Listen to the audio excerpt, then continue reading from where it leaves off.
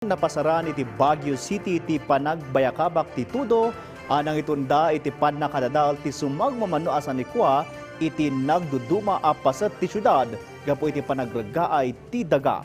Ada detalye ni Jezreel Kate Lapizar.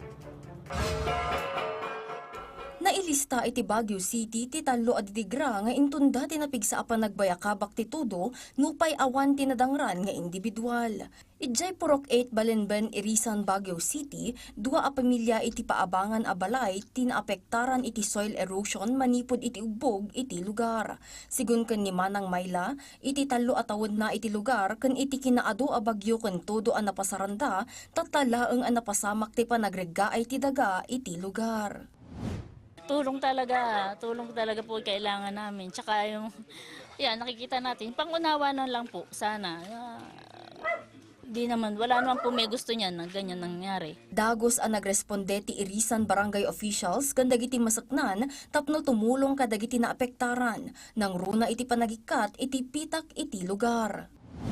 Sa tagal ng panahon, hindi ko asahan na talagang bibigay yung bundok na bibigay dito sa residential.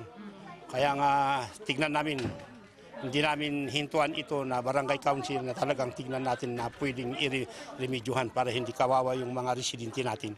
Malaksib iti daytoy nga insidente, may samot adakkel a bato tinatinag iti dua a pagtaengan iti St. Anthony Extension Purok 2 Dominican Hill. Ijay City Camp Lagun, ngem mato ti level ti danom gapu kadagiti basura an ay sulat kadagiti steel grates. Dagos mat ang nagturong dagiti barangay officials tapno ikatan dagiti basura. Sigun iti City Disaster Risk Reduction and Management Office, awan tinadangran kadagiti napasamak nga insidente. First thing is yung safety nila. So dapat ma-evacuate natin sila sa safe area. And then initially binibigyan natin sila ng mga food packs, family food packs, and then mga hygiene kits. Now, i-assess muna natin, and then mabilisan naman yung proseso. Around 72 hours we can provide immediately. Pakpakdaaran ti opisina dagiti residente nga agsagana para iti anyaman nga epekto ti kilaat a panagtudo. So sa ngayon, dalawa yan. Mag-prepare tayo kasi malakas ang ulan. Possible magkaroon ng flash flood, magkaroon ng soil erosion.